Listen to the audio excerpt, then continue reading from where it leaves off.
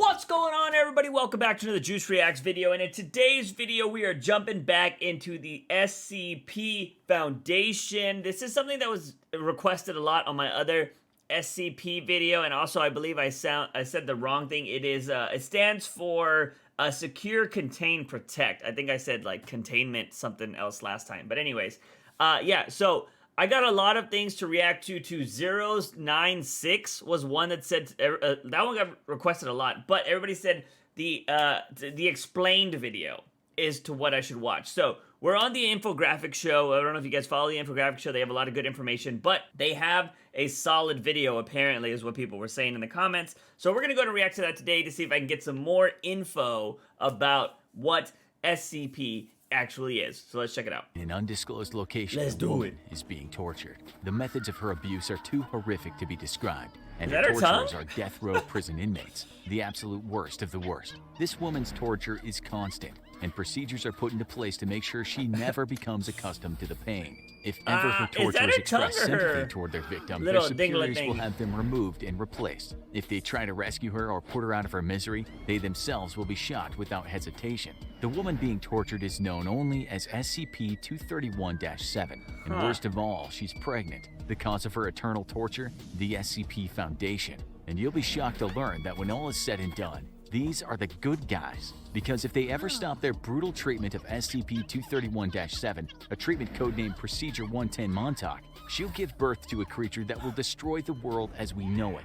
This is just one of the many examples of the objects and entities under the watchful eyes of the SCP Foundation, a mysterious group that strives to achieve greater good by any means necessary. Could And they we not do kill her? mean any. What you're about to hear is above classified, and be warned, what is heard can never be unheard, unless of course the Foundation gets its hands on you.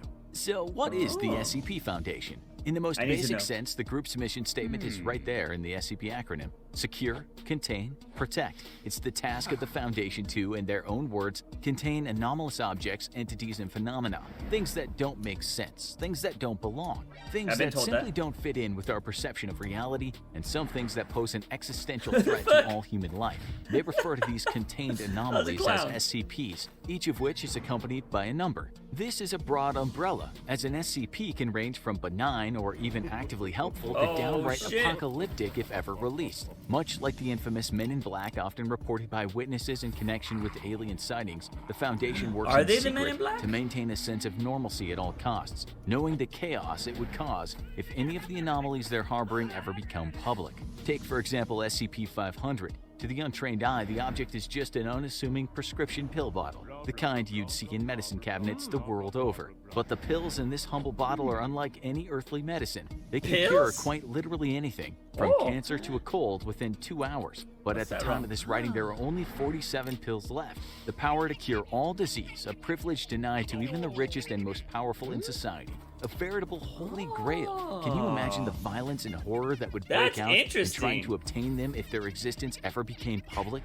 The SCP Foundation works in secret because I the like collective that. mind That's of cool. society just couldn't handle the knowledge of what they're dealing with. They work with the approval of all world governments, effectively really cool, placing actually. them above international law. Essentially, there is no human authority above the Foundation, because without the Foundation's He's not work, wearing his there hat would right. be no humans left to govern. To understand the basic operations of this above top secret organization, we Sorry. need to delve a little further into that Stupid guy can't wear secure, his hat. contain, protect slogan. Secure refers to the Foundation's practice of constant global surveillance and observation in order to detect and intercept anomalous activity before it can interact with civilians or rival groups. Contain involves preventing the effects or influence of the anomaly from spreading by either, in their own words, relocating, concealing, or dismantling such anomalies, or by suppressing Sorry, or preventing yawns. public dissemination of knowledge thereof. I woke up like the 30 latter minutes can ago. involve practices such as using advanced chemical compounds or technologies to delete and then rewrite the memories of infected civilians, or even committing mass murder if necessary So, to cover their tracks. like the Men in The Black. SCP Foundation has in the past wiped out entire towns of innocent civilians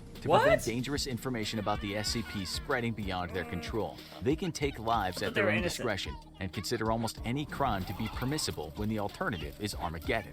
And finally, protect pertains to all operations meant to protect mankind from the SCPs, up to and including neutralizing and destroying them when possible. Some SCPs, such as the infamous SCP-682, a nigh-indestructible genocidal reptilian, have proved to be almost impossible to destroy. Research is ongoing in many cases, as the Foundation explores any and all possible methods of reducing the threat of more dangerous SCPs. In order to help them categorize the thousands of strange and horrifying anomalies under their watch, the Foundation has created a system that organizes the SCPs based on the difficulty of containing them. The first of the primary object classes is Safe, pertaining to SCPs that require little, if any, resources to safely and properly contain.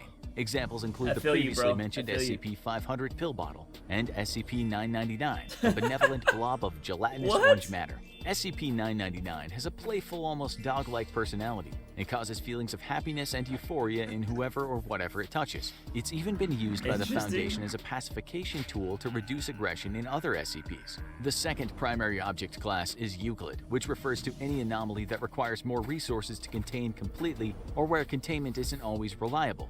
This is the broadest SCP class, and the majority of sentient, sapient, or autonomous anomalies fall into this category. A Euclid SCP might be something as huge, sprawling, and bizarre as SCP-3008. This SCP appears to be a kind of anomalous pocket dimension hidden inside an IKEA superstore, which is not only significantly larger on the inside by approximately 10 kilometers, but also contains bizarre, faceless Time Lord entities technology. which can become hostile under the right conditions. A Euclid SCP can also be something as seemingly innocuous as SCP-294, which appears to the untrained eye to be a standard coffee vending machine. However, unlike any other coffee machine, the input system on SCP-294 is a QWERTY keyboard. This SCP can manifest any liquid typed in on the keyboard, from standard drinks like coffee and beer to more esoteric compounds like sulfuric acid and disease-infected human blood. During extensive tests, one subject requested the perfect drink and was given an odorless lavender-colored liquid. After consuming the liquid, the subject went into a state of euphoric shock. The subject later committed suicide, leaving a note which read, "I'm sorry, but at this point everything's just one big letdown." Sadly, subjects dying during tests is not uncommon. The SCP Foundation essentially has limitless resources, including access to countless disposable workers and test subjects. The most common of these are so-called D-class personnel, which are death row inmates conscripted for the purposes of often lethal SCP experimentation or containment. The next primary object class is Keter, described by the Foundation as anomalies that are exceedingly difficult to contain consistently or reliably, with containment procedures often being extensive and complex. This can either be due to being an extremely volatile and dangerous anomaly or just one that seems to defy known laws of physics or reality, and is thus extremely difficult to understand or contain. The SCP Foundation has a vast number of secret facilities across the globe, and while the Keter-class SCPs are not nearly as common as the Euclid class, they consume a great deal more resources to safely contain. One particularly terrifying Keter-class SCP is SCP-354, colloquially known by the Foundation employees as the Blood Pond. This SCP is a large pool of non-biological red liquid discovered in North Canada that appears to be a kind of interdimensional primordial soup. What makes this SCP particularly hard to contain, as well as extremely frightening, is the fact that hostile entities periodically emerge from the pond and must be neutralized before they can escape the containment area. These entities have included a floating black sphere that can fire concentrated beams of deadly radiation, a 15-foot-tall reptilian humanoid that seemed immune to gunfire, and a homicidal metallic humanoid nicknamed the Terminator by Foundation personnel. The most highly classified primary object class of all is Thalmiel, which consists of SCPs used to contain other SCPs. This can range from SCP-7000-J, a book of Latin incantations bound in dinosaur skin that can summon various other entities, all the way to SCP-4006, which is the entire state of Massachusetts. Thalmiel-class SCPs are the most bizarre and esoteric of the anomalies dealt with by the Foundation, but thankfully, they often pose less of an active threat than many of the Euclid or Keter-class SCPs. Finally, as mentioned earlier, sometimes the SCP Foundation deems an anomaly too dangerous to contain and just needs to destroy it entirely. A terrifying example of a neutralized SCP, and a perfect illustration for just how strange and abstract the anomalies dealt with by the Foundation can be, is SCP-4991. This SCP manifested as a series of bizarre posts across a number of websites about an apocalyptic event that seemed to be occurring on a different layer of reality, and seemed to indicate that a kind of deadly parasitic and carnivorous insect was spreading like wildfire across the globe, causing death and destruction in their wake. The SCP Foundation neutralized SCP-4991 by tracking down, containing, and erasing all infected posts across the internet before it could spread too far. Who knows what would have happened if the Foundation hadn't intervened? As is often the case with SCPs, it's probably best just not to think about it. The actual structure of the SCP Foundation is surprisingly transparent, with personnel classification levels ranging from Class A to Class E. Class A personnel are considered vital to the strategic operations of the Foundation, and therefore are not allowed to be in direct contact in any way with any of the SCPs due to potential risks. Class B personnel are vital to local Foundation operations on SCP test sites and are only permitted to be in contact with SCPs deemed to be relatively safe. Class C personnel are field agents that have far more direct contact with the SCPs and often put themselves at great risk in doing so.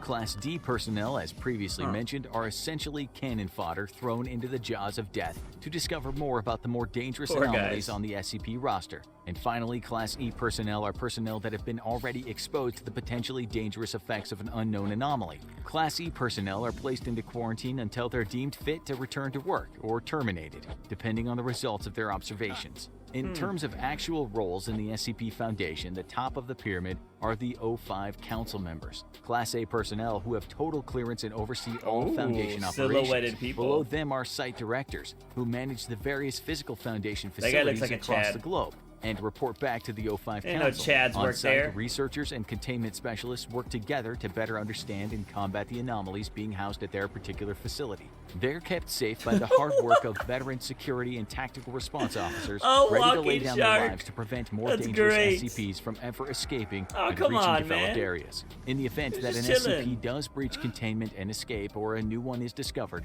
field operatives are dispatched by the Foundation to get the situation under control. In the video. These will consist of field agents who already operate across the globe and specialized mobile task force operatives. The SCP Foundation has eyes and ears everywhere. Their organization is influential and is embedded in every facet of society, ready to strike and suppress an emerging anomaly before any ripples of its existence can reach the wider world. Even here, we've only really scratched the surface of the SCP Foundation's extensive and frankly mind-boggling global and historical operations. There's plenty of information about the Foundation online, many of which people assume is pure fiction, but wouldn't that be the perfect cover for a real secret organization wanting to cover its tracks? As the quote says, the greatest trick the devil ever pulled was convincing the world he doesn't exist. Ultimately, the SCP Foundation is on the side of mankind, but that doesn't mean it'll always act in our best interests. After all, if it means preserving the peace and getting another anomaly under wraps, the Foundation won't hesitate to terminate you and everyone you know without a second thought. Whether you want to face off against the Foundation itself or one of the anomalies they wish to contain is ultimately up to you, but trust us, neither would end well for you.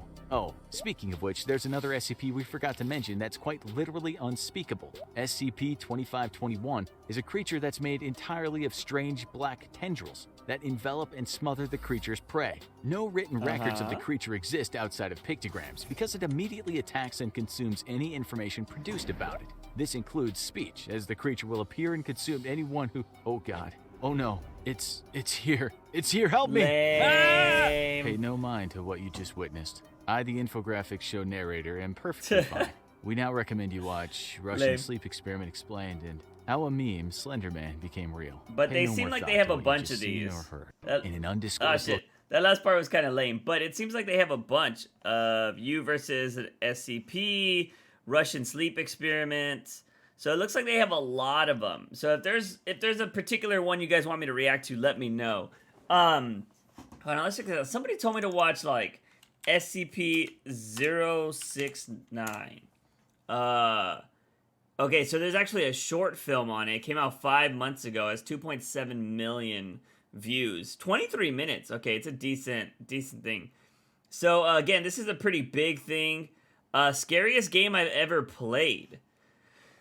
Should I play this game? Jacksepticeye played it 3 months ago.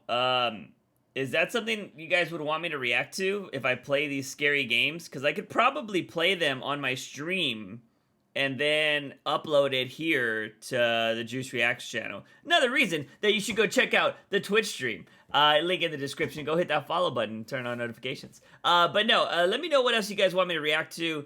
I love horror stuff. I love jumping into this.